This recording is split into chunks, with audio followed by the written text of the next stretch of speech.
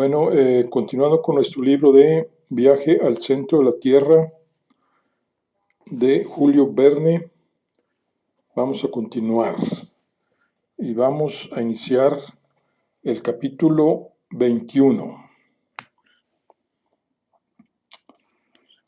Partimos al día siguiente, muy de madrugada. Teníamos que darnos prisa. Estábamos a 5 jornadas de la encrucijada.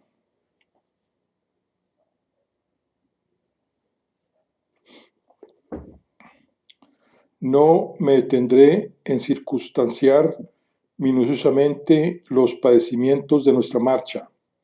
Mi tío lo sobrellevó con la cólera de un hombre que no se siente ya muy fuerte que ellos. Hans, con la resignación de su temperamento flemático, y yo, lo confieso, quejándome y desesperándome sin encontrar energía en mi corazón contra mi mala fortuna.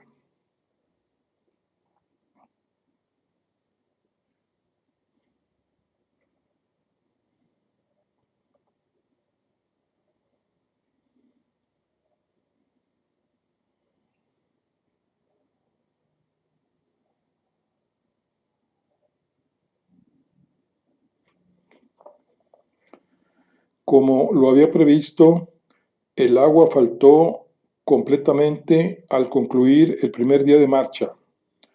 Nuestra provisión de líquido se redujo entonces a ginebra, a ese infernal licor extraído del enebro, que quema la garganta y que no podía mirar siquiera. La temperatura me pareció sofocante. Me paralizaba el cansancio, y más de una vez estuve próximo a caer sin conocimiento. Entonces hacíamos alto, y mi tío y el islandés me animaban lo mejor que podían, pero yo estaba ya viendo que el primero reaccionaba difícilmente contra la extrema fatiga y los tormentos nacidos de la privación de agua. En fin, el martes 7 de julio, arrastrándonos a gatas, llegamos medio muertos al punto de intersección de las dos galerías. Ahí permanecí como un cuerpo inerte, tendido sobre lava. Eran las 10 de la mañana. Hans y mi tío, recostados contra la pared, procuraron pasar algunos bocados de galleta. Prolongados gemidos se escapaban de mis entumecidos labios hasta que caí en un profundo sopor. Al cabo de algún tiempo, mi tío se me acercó y me levantó entre sus brazos. «Pobre muchacho», murmuró, con un verdadero acento de piedad. Me afectaron sus palabras, pues no estaba acostumbrado a las ternuras del áspero profesor. Cogí con las mías sus manos estremecidas, y él no hacía más que mirarme. Sus ojos estaban humedecidos. Le vi entonces coger la calabaza que llevaba colgada. Con mucho asombro mío la aproximó a mis labios. «Bebe», me dijo. ¿Había oído bien? ¿Se había mi tío vuelto loco? Yo le miraba con una fijeza estúpida. No quería comprenderle. «Bebe», repitió, y levantando su cabeza, vació entre mis labios todo el agua que contenía. ¡Oh, fruición infinita! Un sorbo de agua humedeció mi boca de fuego. No más que un sorbo, pero bastó para devolverme la vida que había ya casi perdido. Di gracias a mi tío juntando las manos. «Sí», dijo él, «un sorbo de agua, el último. ¿Lo oyes? El último. Lo guardaba como un tesoro en el fondo de mi calabaza.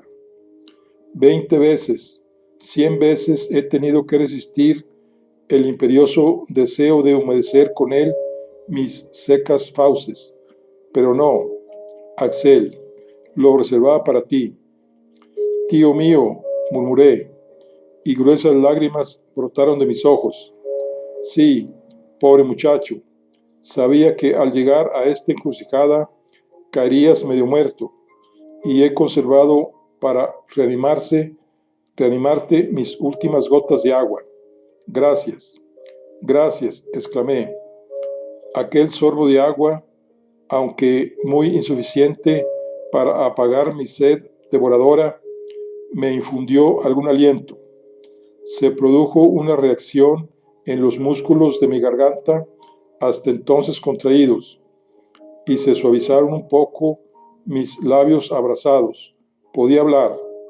Veamos, dije, no podemos tomar más que un partido. Carecemos de agua. Es forzoso retroceder. Oyéndome hablar así, mi tío procuraba no mirarme. Bajaba la cabeza. Sus ojos huían de los mismos. Es preciso retroceder, repetí, y volver a tomar el camino del Senefels. Que Dios nos dé fuerzas para subir a la cima del cráter.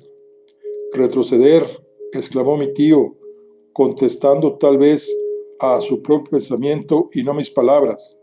Sí, retroceder y sin perder un instante. Hubo una pausa bastante larga. Así pues, Alex, repuso el profesor con un tono extraño, el sorbo de agua que te he dado no te ha devuelto el valor y energía. El valor. Te veo abatido como antes y pronunciando aún palabras de desesperación. ¿Con qué hombre tenía que luchar? ¿Qué proyectos podía acariciar todavía aquella atrevidamente? ¿Cómo? ¿No queréis renunciar a esta expedición en el momento de anunciarme todo que puedo llevarla a cabo? Jamás. Entonces hay que resignarse a morir. No, Axel, no. Parte. Yo no quiero tu muerte. Que Hans te acompañe. Dejadme solo. Abandonaros. Dejadme, te digo. He empezado este viaje y lo he de concluir o no volveré.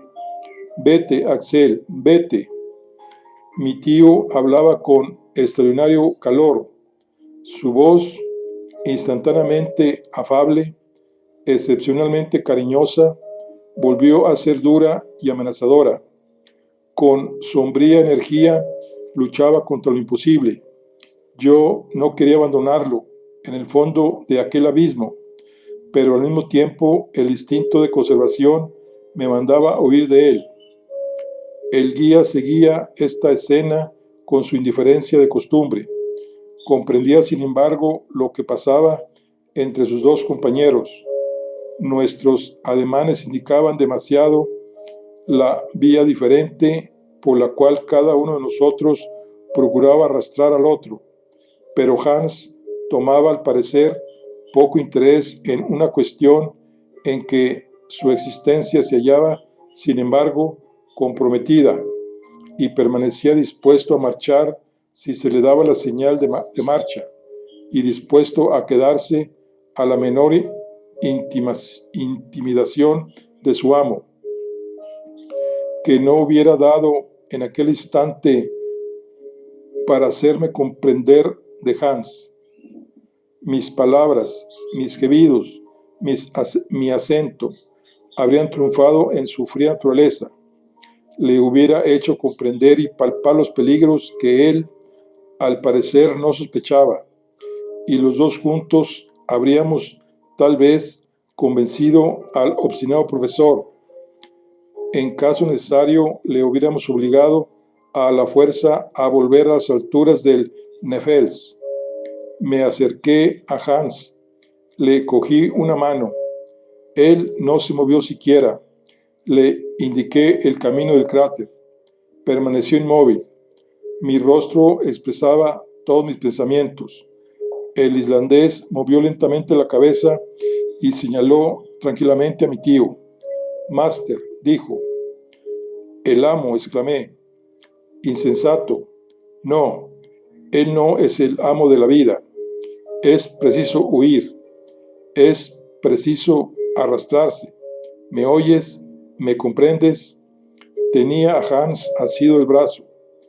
Quería obligarle a levantarse. Luchaba con él. Mi tío intervino. Calma, Alex, dijo. Nada obtendrás de este servidor impasible. Oye, pues, lo que voy a proponerte. Me crucé de brazos mirando a mi tío frente a frente. La falta de agua, dijo, es el único obstáculo que se opone a mis proyectos.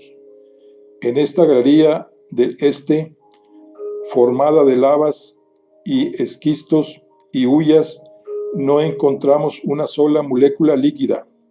Es posible que seamos más afortunados siguiendo el túnel del oeste. Meneé la cabeza manifestando mi profunda incredulidad. Escuchadme hasta el fin, repuso el profesor, esforzando la voz. Mientras tú yacías sin movimiento, he ido a reconocer la conformación de esta galería. Se hunde directamente en las entrañas del globo y en pocas horas nos conducirá a la masa granítica. Ahí hemos de encontrar manantiales abundantes. Así lo quiere la naturaleza de la roca, y el instinto está de acuerdo con la lógica para apoyar mis convicciones. He aquí, pues, lo que voy a proponerte. Cuando Colón pidió 3 días a los tripulantes para encontrar las nuevas tierras, sus tripulantes enfermos, arredrados, accedieron, sin embargo, a su demanda, y él descubrió el nuevo mundo. Yo, el Colón de estas regiones subterráneas, no te pido más que un día. Si pasado ese día no he encontrado el agua que nos falta, te lo juro, volveremos a la superficie de la tierra. A pesar de mi irritación, me conmovieron las palabras de mi tío y la violencia que se hacía para usar semejante lenguaje. Pues bien, exclamé, hágase como lo deseáis, y que Dios recompense vuestra energía sobrehumana. No os quedarán más que algunas horas para tentar la suerte. En marcha. Capítulo 22. Principiamos a bajar por la nueva galería. Hans, según lo que ya era costumbre, iba abriendo camino. No habíamos andado 100 pasos cuando el profesor, paseando su lámpara a lo largo de sus paredes, exclamó: «He aquí los terrenos primitivos. Estamos en buen camino. Adelante, adelante». Cuando la tierra se enfrió poco a poco en los primeros días del mundo, la disminución de su volumen produjo en la corteza dislocaciones, contracciones, roturas y grietas. El pasillo en que acabábamos de introducirnos era una de esas hendiduras por las cuales se derramara en otro tiempo un granito eruptivo. Sus 1000 recodos formaban en el terreno primitivo un laberinto intrincado. A medida que bajábamos, aparecía más distinta la sucesión de las capas que formaban el terreno primitivo, considerado por la ciencia geológica como la base de la corteza mineral. El terreno primitivo se compone de 3 capas diferentes: los esquistos, los gneiss y los micas quistos, que descansan sobre esa inquebrantable roca que se llama granito. Nunca se han encontrado los mineralogistas en circunstancias tan maravillosas para estudiar. la naturaleza en la naturaleza misma, si así puede decirse, lo que la sonda, máquina ciega y brutal, no podía desde el interior del globo conducirlo a la superficie. Nosotros lo veíamos con nuestros propios ojos, lo tocábamos con nuestras propias manos. Por entre la capa de los esquistos matizados de un hermoso verde, serpenteaban filones metálicos de cobre y magnesio con algunos vestigios de platino y oro. Yo pensaba en aquellas riquezas sepultadas en las entrañas del globo que nunca alcanzará la avara mano del hombre. Han sido enterradas a tales profundidades por los trastornos de los primeros días que el azadón y el pico no llegaban a arrancarlas nunca de su ignorada tumba. A los esquistos sucedieron los gneiss, de la estructura estratiforme, notables por la regularidad y paralelismo de sus hojas, y a los gneiss los micasquistos, dispuestos en grandes láminas, realizadas a la vista por los centellos de la mica blanca. La luz de los aparatos, reflejada por las innumerables facetas de la masa de roca, cruzaba bajo todos los ángulos sus chorros de fuego, y yo me imaginaba estar viajando por el interior de un diamante hueco en que los rayos se rompían en lluvia de resplandores. A cosa de las 6, la fiesta de la luz empezó a desanimarme sensiblemente y hasta cesar casi del todo.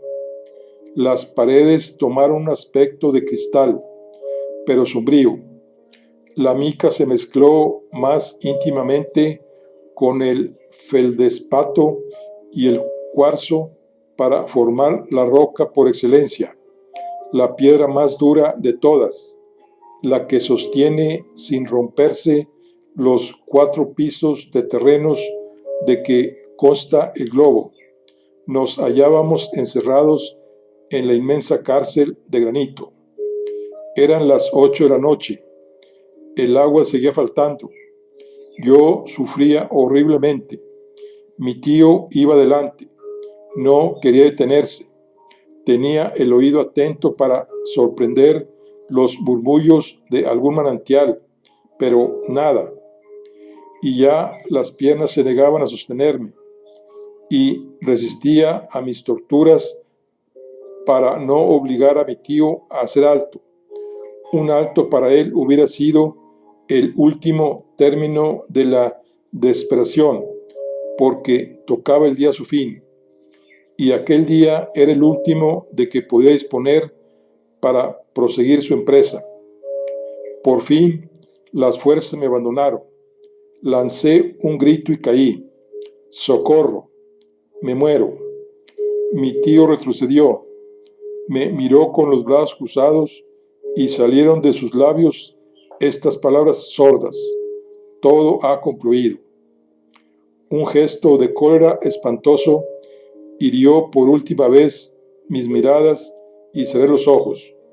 Cuando los volví a abrir, vi a mis 2 compañeros inmóviles y envueltos en sus mantas.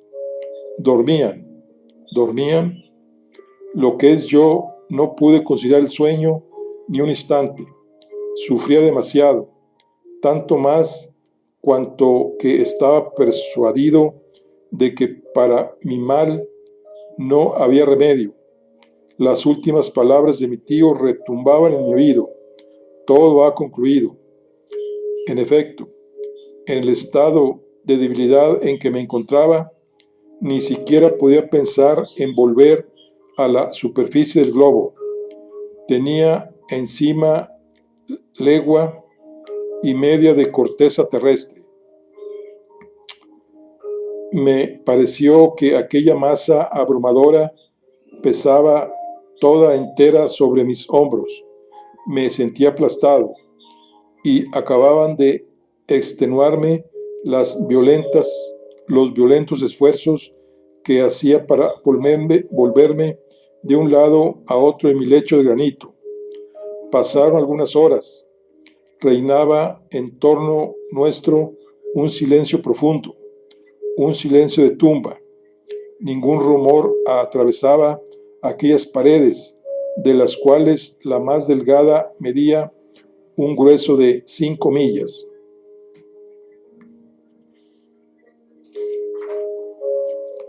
Sin embargo, en medio de mi sopor, creía oír un ruido. El túnel se oscurecía. Miré más atentamente y me pareció ver al islandés que desaparecía con la lámpara en la mano. ¿A dónde iba? ¿Nos abandonaba? Mi tío dormía. Quise gritar. Mi voz no pudo abrirse paso entre mis labios secos. La oscuridad se había hecho profunda y acababan de extinguirse los últimos ruidos. Hans nos abandona, exclamé. Hans, Hans. Estas palabras las gritaba, si así puede decirse, dentro de mí mismo. No eran audibles. Sin embargo, pasado el primer momento de terror, me avergoncé de las sospechas que había concebido contra un hombre cuya conducta nada tenía de sospechosa. Su partida no podía ser una fuga. En lugar de subir por la galería, bajaba. Un mal pensamiento lo hubiera arrastrado hacia arriba y no hacia abajo. Este raciocinio me tranquilizó un poco y entré en otro orden de ideas. Solo un motivo grave podía arrancar de su reposo a Hans, el hombre pacífico por excelencia. Iba a la descubierta. Había oído durante la noche silenciosa algún murmullo que no había llegado hasta mí.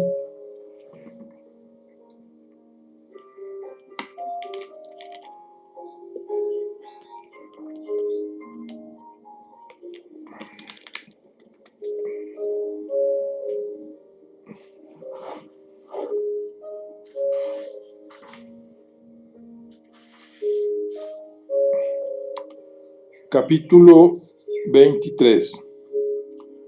Durante una hora cruzaron por mi cerebro delirante todas las razones que habían podido hacer obrar al tranquilo cazador. Bullían en mi cabeza las ideas más absurdas. Me volvía loco. Pero por fin se produjo un ruido de pasos en las profundidades. Hans subía. Empezaba a deslizarse por las paredes la dudosa luz de su linterna y apareció después por la abertura del corredor. Se acercó a mi tío, le tocó ligeramente en un hombro y lo despertó sin ruido. Mi tío se levantó. ¿Qué ocurre?, dijo. Batén, respondió el cazador. Sin duda, bajo la inspiración de violentos dolores, todos nos hacemos políglotos. Yo, sin saber una palabra de danés, comprendí instantáneamente la palabra del guía. Agua, agua, exclamé, palmoteando, gesticulando como un insensato. Agua, repetía mi tío. Jabar, preguntó al islandés. Nedad, respondió Hans. ¿Dónde? Abajo. Lo comprendí todo. Cogí las manos del cazador con los mayores extremos, mientras él me miraba con calma. No fueron largos los preparativos de marcha, y luego nos colamos por un corredor cuya pendiente era de 2 pies por toesa. Una hora después habíamos recorrido unas 1000 toesas y bajaba 2000 pies. En aquel momento oí distintamente un sonido insólito que corría por los flancos de la pared granítica, una especie de mugido sordo, como un trueno lejano. Durante aquella primera hora de marcha, no encontrando el manantial anunciado, se reprodujeron mis angustias, pero entonces mi tío me explicó el origen de los ruidos que se producían. Hans no se ha engañado, dijo. Lo que oyes es el sonido de un torrente. ¿Un torrente?, exclamé. Sin duda alguna. Alrededor de nosotros circula un río subterráneo. Aceleramos el paso, alentados por la esperanza. Yo no sentía ya cansancio alguno. Me refrescaba el solo ruido del agua murmuradora, ruido que aumentaba sensiblemente. El torrente, después de haberse sostenido mucho tiempo encima de nuestra cabeza, corría por la pared de la izquierda, mugiendo y saltando. Pasé frecuentemente la mano por la pared, esperando encontrar en ella vestigios de resumo o humedad, pero en vano. Transcurrió otra media hora. Se avanzó otra media legua. Entonces vi evidentemente que el cazador, durante su desaparición, no había podido llevar más allá sus investigaciones. Guiado por un instinto peculiar de los montañeses, de los hidrocospos, Hans percibió aquel torrente dentro de la roca, pero sin haber visto el precioso líquido. Él no había bebido. Luego se echó de ver que si continuábamos nuestra marcha, nos alejaríamos de la corriente, cuyo murmullo iba disminuyendo. Volvimos atrás. Hans se detuvo en el punto preciso que parecía estar más cerca del torrente. Me senté junto a la pared, en tanto que las aguas corrían a 2 pies de distancia con mucha violencia, pero de ellas nos separaba una muralla de granito. Sin reflexionar, sin preguntarme si había algún medio de procurarse agua, volví a entregarme a la desesperación. Hans me miró y creí ver asomar a sus labios algo parecido a una sonrisa. Se levantó y cogió la lámpara. Le seguí. Se dirigió hacia la pared. Yo no hacía más que mirarle. Aplicó su oído a la piedra seca y lo paseó por ella lentamente, escuchando con la mayor atención. Comprendí que buscaba el punto preciso en que el torrente mugía con más estrépito. Encontró el punto deseado en la pared lateral izquierda, a 3 pies de altura. Cuán conmovido estaba yo. No me atrevía a adivinar lo que quería hacer el cazador, pero fuerza fue comprenderle y aplaudirle, y le abrumé con mis caricias cuando le vi coger el zapapico para atacar la misma roca. Salvados, exclamé. Sí, repetía mi tío con una alegría frenética. Hans tiene razón. Ah, bravo cazador. Esto a nosotros no se nos hubiera ocurrido. Me parece que no, por sencillo que sea semejante medio. Nada más peligroso que jugar con la armazón del globo. Podía sobrevenir un hundimiento que nos aplaste. Podía producirse una inundación y ser invadido por el torrente. No eran quiméricos estos peligros, pero en ocasión tan crítica y tan apremiante no podían detenernos temores de hundimiento o de inundación, pues para apagar nuestra sed hubiéramos abierto una sangría bajo el mismo océano. Hans empezó ese trabajo que mi tío y yo no hubiéramos podido llevar a cabo. Nuestra mano impedida por nuestra misma impaciencia hubiera precipitado sus golpes y hecho pedazos la roca. El guía, al contrario, tranquilo y moderado, desgastó poco a poco la roca con una serie de golpes repetidos, hasta abrir un agujero de unas 6 pulgadas de diámetro. Yo oía aumentar el ruido del torrente, y me parecía que humedecía ya mis labios el agua bienhechora. Pronto el hierro penetró hasta la profundidad de 2 pies en el granito. El guía estuvo trabajando en esta operación durante más de 1 hora. La impaciencia me devoraba. Mi tío quería recurrir a medios más decisivos y me costó no poco detenerle, pero al ir a coger el zapapico se oyó de repente un silbido y salió impetuosamente de la pared un chorro de agua que se estrelló en la pared opuesta. Hans, medio derribado por el choque, no pudo reprimir un grito. Comprendí que se lo había arrancado el dolor al sumergir mis manos en el chorro, porque yo también, a mi vez, lancé una violenta exclamación. El manantial estaba hirviendo. Agua a 100 grados de temperatura, exclamé. Se enfriará, respondió mi tío. El pasillo se llenaba de vapores y al mismo tiempo se formaba un arroyo que iba a perderse en las tortuosidades y senos subterráneos. En aquel arroyo bebimos todos. ¡Ah! ¡Qué delirio!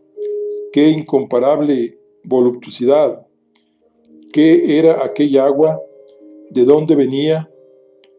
Poco nos importaba averiguarlo. Era agua, y si bien estaba aún tibia, volvía al corazón la vida que se escapaba. Yo la bebí sin respirar y sin palabras siquiera.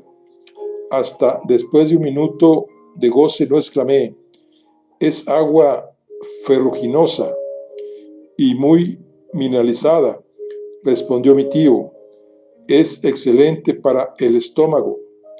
Los que van a tomar las aguas a Spa o Teplice podrían venir aquí sin desventaja. Ah, es cosa rica, ya lo creo.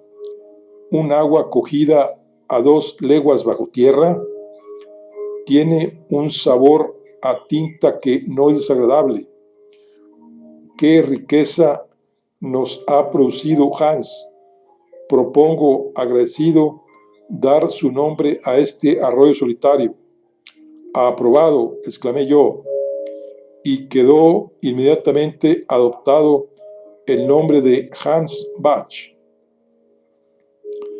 No envaneció a Hans distinción tan honorífica. Después de haber bebido con moderación, se recostó contra la pared con su calma acostumbrada. Ahora, dije yo, convendría no dejar perder esta agua por nada del mundo. ¿Para qué la queremos?, preguntó mi tío. Sospecho que el manantial es inagotable. Aunque lo sea, llenemos el odre y las calabazas, y después procuraremos tapar el agujero. Se siguió mi consejo. Hans, con piedras y estopas, trató de obstruir la abertura practicada en la pared.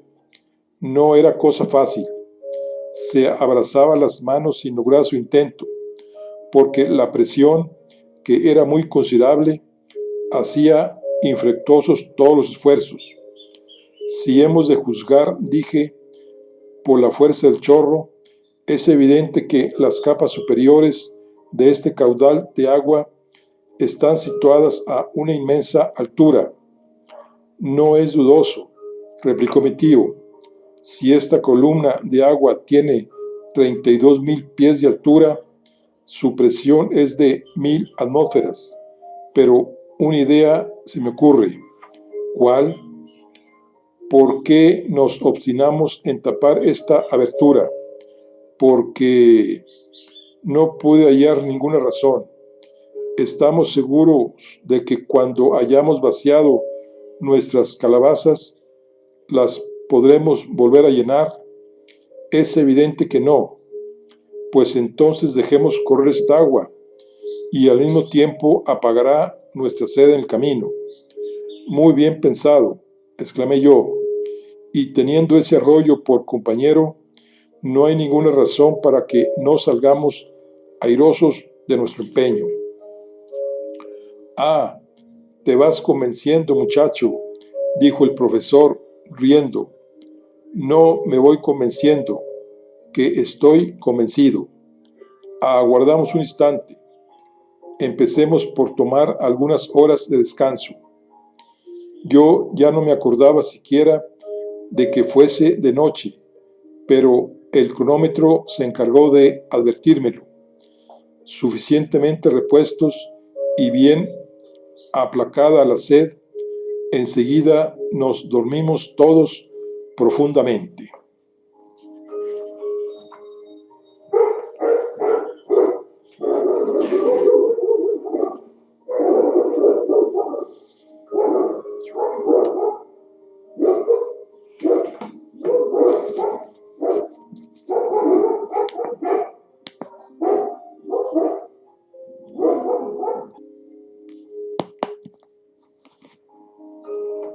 Capítulo 24. Al día siguiente habíamos olvidado ya nuestros padecimientos pasados. Causábame maravilla mi falta de sed y me preguntaba qué razón había para no tenerla. Se encargó de contestarme el arroyo que corría a mis pies murmurando. Almorzamos, bebimos de la excelente agua ferruginosa. Yo me sentía rejuvenecido y dispuesto a ir muy lejos. ¿Por qué no había de salirse con la suya un hombre convencido como mi tío, con un guía industrioso como Hans y un sobrino determinado como yo? He aquí las halagueñas ideas que brotaban de mi cerebro. Si me hubiesen propuesto volver a la cima del Nefels, hubiese rechazado la proposición con verdadera ira. Pero felizmente no se trataba más que de descender. Partamos, exclamé, despertando con mis acentos entusiasmados los antiguos ecos del globo. Volvimos a emprender nuestra marcha el jueves a las 8 de la mañana. El pasadizo de granito, desenvolviéndose en tortuosos giros, presentaban recodos inesperados y remedaba la confusión de un laberinto, pero en definitiva su dirección principal era siempre hacia el sudeste. Mi tío consultaba incesantemente y con el mayor cuidado su brújula para poder controlar el camino que habíamos recorrido. La galería se hundía casi horizontalmente, no excediendo su pendiente de 2 pulgadas por toesa. El arroyo corría bajo nuestros pies y sin precipitación y murmurando. Yo le comparaba a algún genio familiar que nos guiara por debajo de tierra y acariciaba con la mano a la tibia náyade cuyos cantos acompañaban nuestros pasos. Mi buen humor tomaba espontáneamente un giro mitológico. En cuanto a mi tío, echaba sapos y culebras contra la horizontalidad del camino, siendo como era el hombre de verticales. Su camino se prolongaba indefinidamente y en lugar de deslizarse, según su expresión, a lo largo del radio terrestre, iba por la hipotenusa. Pero nosotros carecíamos de la facultad de escoger, y con tal que ganásemos terreno hacia el centro, por poco que fuese, no teníamos razón para quejarnos. Además, las pendientes se hacían de vez en cuando más rápidas. La náyade se precipitaba entonces mugiendo, y nosotros bajábamos con ella más profundamente. En resumen, durante aquel día y el siguiente hicimos mucho camino horizontal y relativamente poco camino vertical. El viernes por la noche, 10 de julio, debíamos, según nuestros cálculos, hallarnos a 30 leguas al sudeste de Reykjavik y a una profundidad de 2,5 leguas. Abrióse entonces bajo nuestros pies un espantoso pozo. Mi tío no pudo abstenerse de palmotear y hacer 1000 aspavientos y extremos de alegría, calculando la rapidez de sus pendientes. «He aquí un pozo», exclamó, «que nos llevará lejos y por el cual descenderemos fácilmente, porque las escabrosidades de la roca forman una verdadera escalera». Hans dispuso las cuerdas para prevenir todo accidente. Empezó el descenso, que no me atrevo a llamar peligroso, porque me había familiarizado con este género de ejercicios. Era el pozo de una grieta angosta, abierta en la piedra, del género de las llamadas fallas. La contracción de la armazón terrestre en la época de su enfriamiento era evidente que la había producido. Si sirvió en otro tiempo para el paso de las materias eruptivas vomitadas por el Nefels, no podía explicarme cómo estas materias no habían dejado en ella vestigios alguno. Bajamos una especie de escalera de caracol que parecía obra de el hombre. A cada cuarto de hora teníamos que detenernos para descansar y devolver su elasticidad a nuestras articulaciones.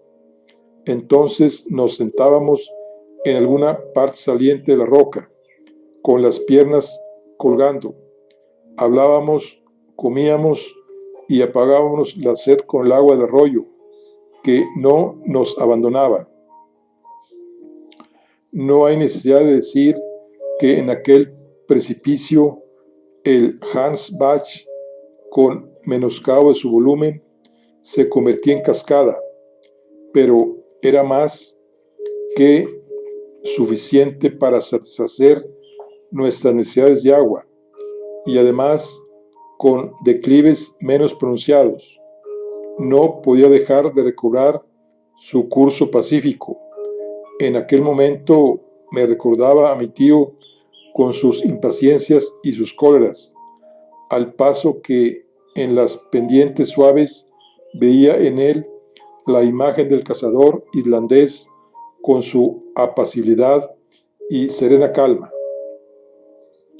El 11 y 12 de julio seguimos las espirales de la quebraja, penetrando 2 leguas más adentro en el fondo de la corteza terrestre, lo que nos ponía a 5 leguas bajo el nivel del mar. Pero el 13, a cosa de mediodía, el pozo tomó en la dirección del sudeste una inclinación mucho menos vertical, que serían de unos 45 grados. El camino se hizo entonces de buen andar y de una perfecta monotonía. Difícil era que sucediese otra cosa. La peregrinación no podía tener el aliciente de la variedad por los incidentes del paisaje. Por último, el miércoles 15 nos hallábamos a 7 leguas bajo la tierra y a unas 50 leguas del Nefels. Aunque algo fatigados, nos sentimos en buen estado de salud y el botiquín de viaje permanecía intacto. Mi tío anotaba hora por hora las indicaciones de la brújula, del cronómetro, del manómetro, que son las mismas que ha publicado en la narración científica de su viaje. Podía, pues, darse fácilmente cuenta de su situación. Cuando me manifestó que nos hallábamos a una distancia horizontal de 50 leguas, no pude contener una exclamación. ¿Qué tienes?, preguntó mi tío. Nada, pero hago una reflexión. ¿Qué reflexión, muchacho? Que si son exactos vuestros cálculos, no estamos debajo de Islandia. ¿Crees? Es muy fácil asegurarnos de ello. Tomé con el compás mis medidas en el mapa. No me engañaba, dije. Hemos dejado atrás el cabo Portland y estás a 50 leguas al sudeste, nos colocan debajo del mar. Debajo del mar, repitió mi tío, restregándose las manos muy satisfecho. Así pues, exclamé, el océano pasa por encima de nuestra cabeza. Bah, no hay nada más natural, Axel. ¿Acaso en Newcastle no hay minas de carbón que penetran por debajo de las olas? Esta situación podía parecer muy sencilla al profesor, pero a mí la idea de que me estaba paseando por debajo de la inmensidad de las aguas no dejaba de preocuparme. Y sin embargo, con tal que la armazón granítica fue sólida, lo mismo daba en definitiva tener encima de nosotros las llanuras y montañas de Islandia que las olas del océano. Por lo demás, me habitué pronto a esta idea, porque el pasadizo, tan pronto recto como tortuoso, no menos caprichoso en sus pendientes que en sus revueltas, pero siempre dirigiéndose hacia el sudeste y siempre hundiéndose más y más, nos condujo rápidamente a grandes profundidades. Cuarto día después, el sábado 18 de julio por la noche, llegamos a una especie de gruta bastante espaciosa. Mi tío entregó a Hans sus 3 rigdales de la semana y se decidió a descansar el siguiente día.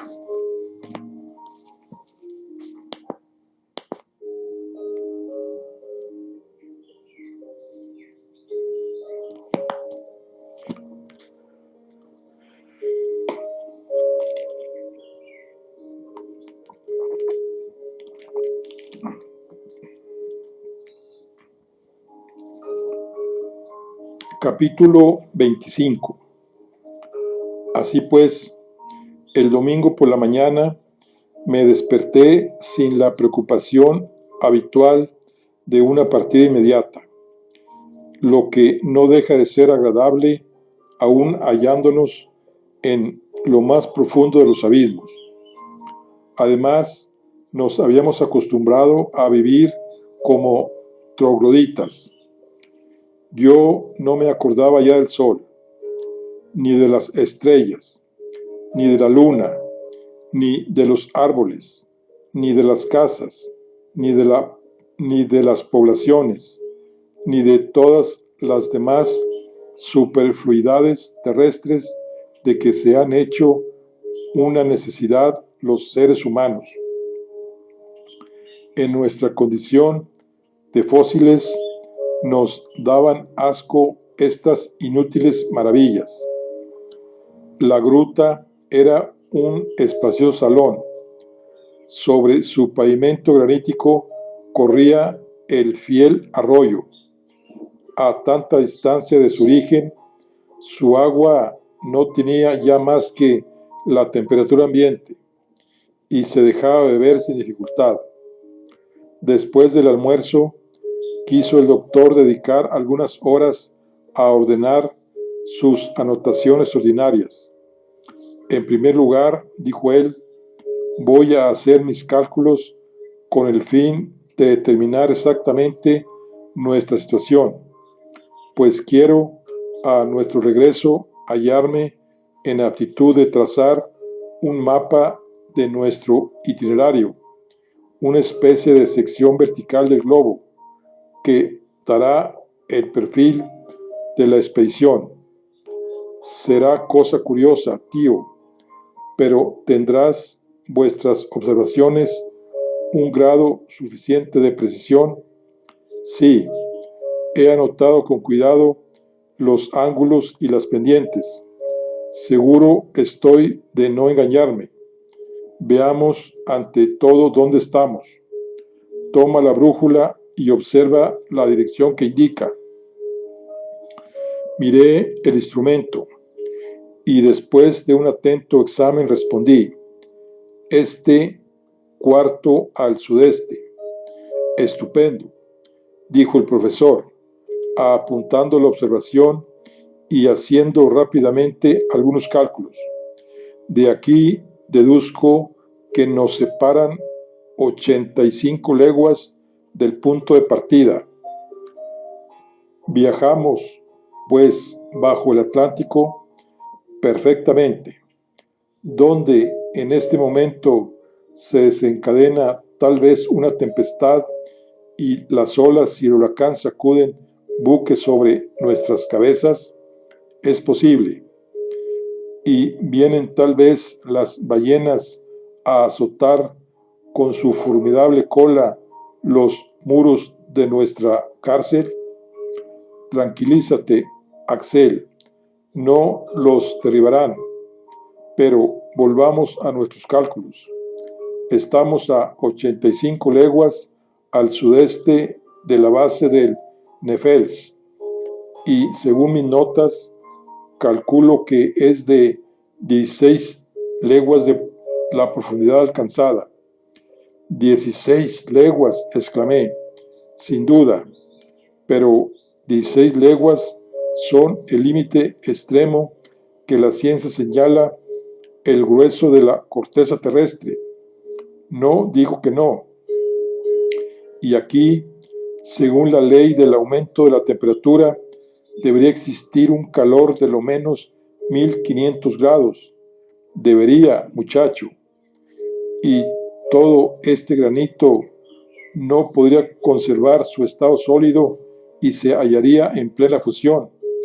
Ya ves que no es así, y que los hechos, como tienen por costumbre, echan abajo las teorías.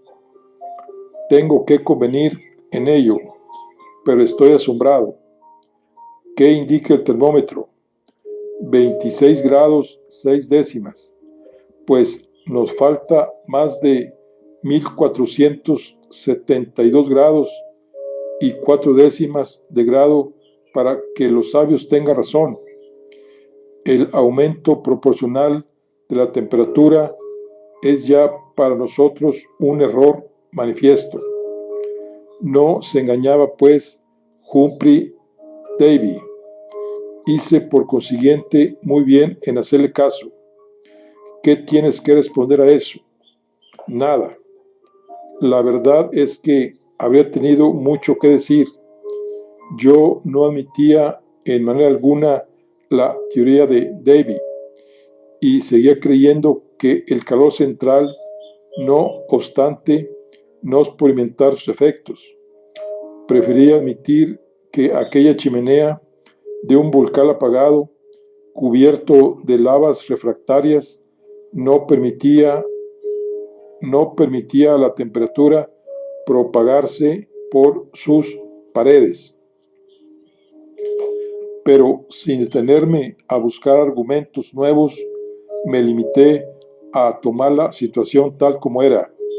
Tío, respondí, tengo por exactos todos vuestros cálculos, pero permítame sacar de ellos una consecuencia rigurosa.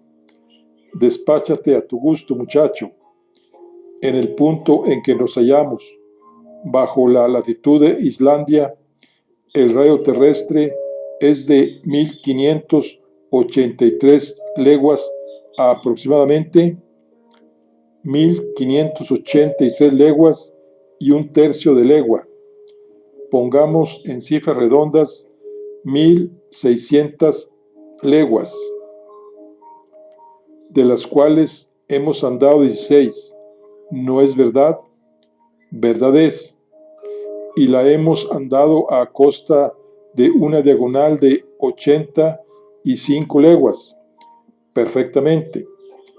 En 20 días aproximadamente. En 20 días. Y como 16 leguas constituyen la centésima parte del radio terrestre, emplearemos en descender, al paso que llevamos, 2000 días, que reducidos a años son cerca de 5000 de 5 años y medio. El profesor dio la callada por respuesta, sin contar con que si una vertical de 16 leguas obliga a una horizontal de 80, resulta una proporción de 80.000 leguas al sudeste, y antes de alcanzar el centro, hará ya mucho tiempo que habremos salido por un punto de la periferia. Vete al diablo con tus cálculos, replicó mi tío con un movimiento de cólera. Al infierno sus teorías. ¿Sobre qué descansan? ¿Quién te ha dicho que este pasadizo no nos lleve directamente a nuestro objetivo? Yo tengo a mi favor un precedente. Lo que hago, otro lo ha hecho. Y si él se ha salido con la suya, yo me saldré con la mía. Lo espero. Pero en fin, debe serme permitido callarte, Axel, cuando quieres desbarrar como lo haces. Vi que el terrible profesor iba a reaparecer bajo la piel del tío y me puse en guardia. Ahora, repuso, consulte el manómetro. ¿Qué indica? Una presión considerable.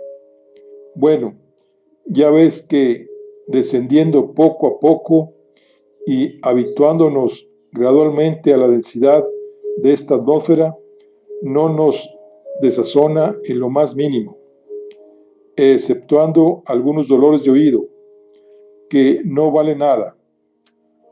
Harás desaparecer esa incomodidad poniendo en comunicación rápida el aire exterior con el contenido en tus pulmones. Perfectamente, respondí yo, decidido a no llevar la contraria. Hasta se experimenta cierto placer hallándose sumergido en esta atmósfera más densa. ¿Habéis notado con qué intensidad se propagan en ella los sonidos?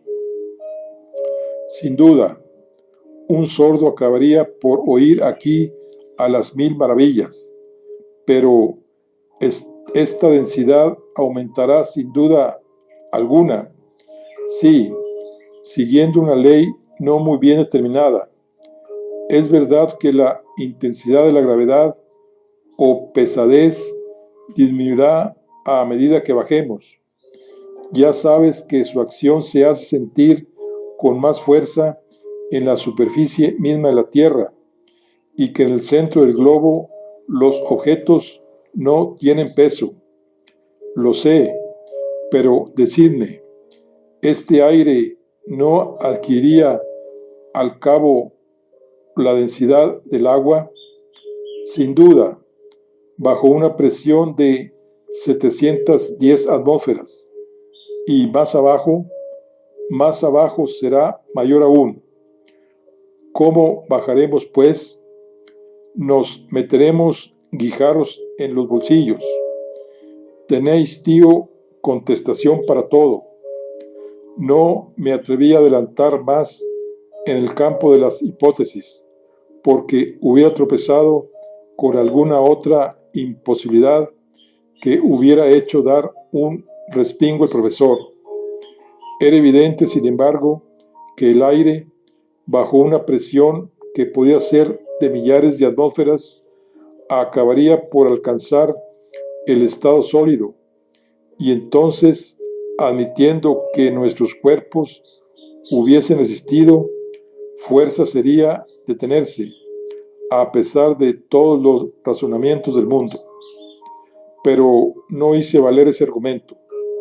Mi tío me hubiera contestado con su eterno Saknussemm, precedente sin valor, porque, dando por perfectamente averiguado el viaje del sabio irlandés, podía haber replicado: en el siglo XVI no se habían inventado el barómetro ni el manómetro, y cómo pudo, por consiguiente, determinar Saknussemm su viaje al centro del globo.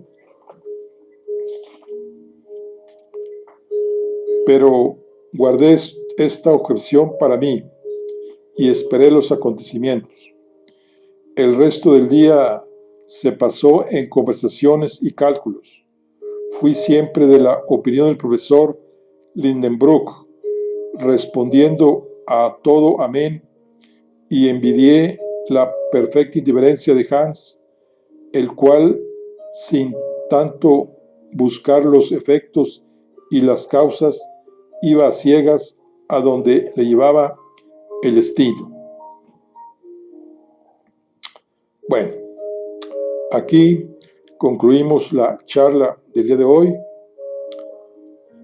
Nos vemos en la siguiente. Estamos con el libro de Viaje al centro de la Tierra de Julio Verne. Nos vemos en la siguiente. Hasta luego.